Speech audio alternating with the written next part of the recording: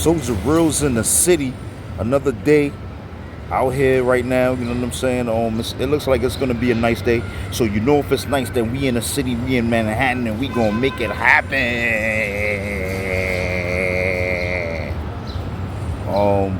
What's on the table today? I seen that Drake, Rick Ross, and Kendrick Lamar has been going at it. I heard the tracks. It's typical battles. Typical battles. Like, this is nothing new. This has been brewing up for a little while. It's nothing new. Drake came out back in the days with a mixtape that was on fire, and that blew him up and everything like that. He didn't even drop an album. He dropped a mixtape, and the shit just blew up or whatever. But at the end of the day, everybody that was a rapper and everybody that was in the industry was already thinking like, oh, well, who is this white guy coming out or whatever, and all the masses is putting them ahead of everybody. You know what I'm saying? So, of course, you know what I'm saying, Lil Wayne gave him his buzz. Lil Wayne was coming out with Young Money, and he decided to sign Drake. And Drake blew up. Stunner, I see Stunner done got involved. You know what I'm saying? Of course, Stunner going hold it down with Drake. Drake made him a lot of money. But with that said, though, a lot of guys in the industry didn't really like Drake off the rip. But because he was on his way to the top. This is what it is with this shit, man. Let's keep it real. This shit is about elbows, man. It's about elbows. You know what I'm saying? So you gotta rub the right elbows. If you on top or whatever, they're gonna rub the elbow or whatever like that. They're gonna try to get to know you, because in the end they don't really like you. You know what I'm saying? So they try to get close to you so they can find out all the ammunition that they need to do. And then when it's time for them to sell some records or whatever, or anything that happens or whatever like that, they put it in the public. Now Drake's situation, Drake knew that. He knew that. And at the end of the day, he knew that they was going to try to replace him. And who they came with? They came with Kendrick Lamar. And everybody was on Kendrick Lamar's dick or whatever, but yo, this is like playing basketball. You got to know the opponent. It's like boxing. You know what I'm saying? So, being that Drake knows that they're trying to replace him with Kendrick Lamar, he put Kendrick Lamar in the limelight to make it seem like he's cool with Kendrick Lamar. But at the end of the day, he knows that Kendrick Lamar is competition, and he knows that Kendrick Lamar don't really like him because they don't come from the same background. And he knows that everybody in the industry don't really like him because they all come from because of his background. You know what I'm saying? He knows that. So, but I heard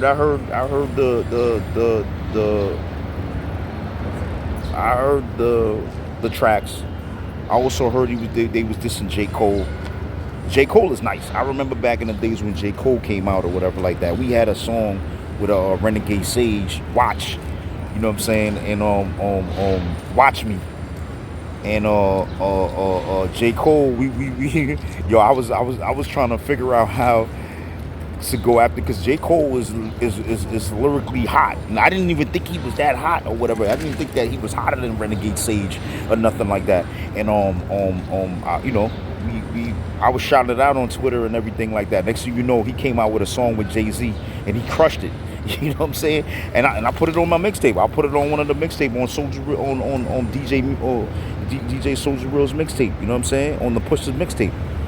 Back in the days or whatever like that. The shit was hot. You know what I'm saying? And we got a lot of likes for that mixtape, and a lot of listens to that mixtape. But J. Cole is a hot lyricist. He's not gonna really. This is not really his thing to really battle enough, and he probably just said a few words or whatever like that because Kendrick came at him or whatever like that. Now Kendrick always was a lyricist or a battle rapper or whatever like that. You know what I'm saying? Because he got bars or whatever, and he knows that he's very talented because everywhere that he goes or whatever like that, he's winning all of the accolades. He's winning all of the awards. So it's obvious that he's on top. He's one of the top 3. You know what I'm saying?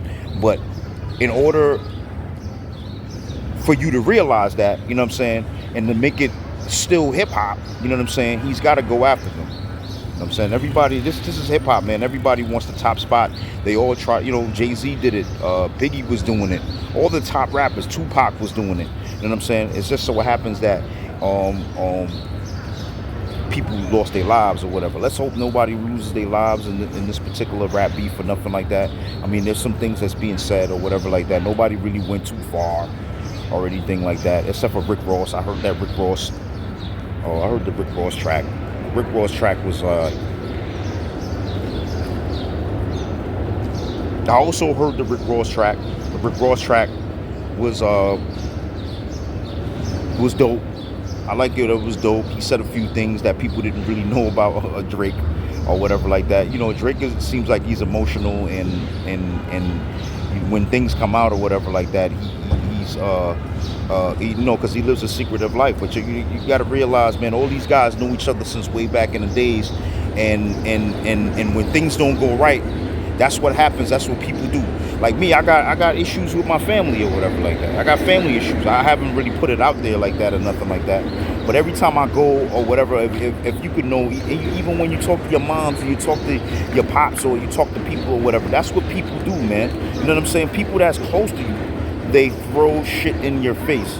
People love to throw shit in your face to remind you of that, but never like it when you throw the shit back in their face. You know what I'm saying? And to let them know that, yo, all right, you're talking about what I did, but this is what the fuck you did. You know what I'm saying? People don't never like that or whatever like that. So that's just a part of life or whatever. Let's just hope that nobody really lose their life over it or whatever. It's rap beef.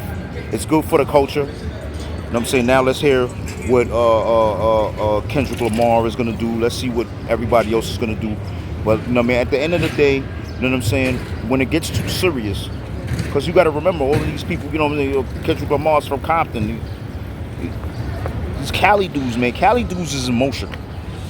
I'm on you, Cali dudes is emotional. You know what I'm saying? They of course Kendrick Lamar was gonna go after Drake for the #1 spot. You know what I'm saying? Because it's Cali dudes. You know what I'm saying? It's Cali against everybody. Just like it's New York against everybody. It's the same shit. But the Cali guys, they just it's straight Hollywood, and they just feel like they gotta be #1 on any accolade or anything or whatever like that. You know what I'm saying? Because it's Compton, it's home of the gangs and everything like that. So you gotta understand where they come from. You know what I'm saying? They come from, you know what I'm saying? Our block is better than your block. You know what I'm saying? So we're gonna go over there to make you know that we're better than your block. You know what I'm saying? That we're #1. And that's just the way that it is, man. You know what I'm saying? But another day, another dollar. You know what I'm saying? Soja Realz in the city. You know, making it happen, man. Soon I'll be coming back to talk about the Puffy situation. You know, let's just hope that hip hop keep it at hip hop. You know what I'm saying? Keep it with the rhymes, keep it with the bars and everything, you know? Because you know these dudes, they don't look at, you know, and then the situation with Meek Mill, they didn't really like Drake, man. You know what I'm saying? Because they felt that Drake didn't even write his own songs. But it's the music industry. Some things he probably writes and some things he probably don't write. You know what I'm saying? It's the music industry. It's just like being inside of the studio and your man is like, nah, don't say it that way, say it this way. It's the same shit. You know what I'm saying? You know what I mean? And sometimes, you know what I mean, you go to the record label saying, all right, we think that this song right here is gonna make $1 million, or it's gonna go to the next level, or producers say that it's gonna go to the next level, and what they'll do is they'll get somebody that they know is on top of his game, you know what I'm saying, and getting him to do the song or whatever like that. That's just the way that the music industry is. Everybody's done it. 50 Cent has written music for people. A lot of people have written music for people, man. That's just the way that that's how the music industry is. It's just that they don't like that to come out, because when it comes out, it looks at them, it make them look like, oh, yo, you didn't even write your shit. Once you start making money off of this shit, nobody really writes their shit, bro. They write a majority of their shit, but there's tracks that they probably have to where they don't write their shit. The record label, you think the record label's paying you all this money, you think that you're gonna tell them no? Them niggas ain't trying to hear that shit. Once you done signed that contract, Your ass is grass, nigga.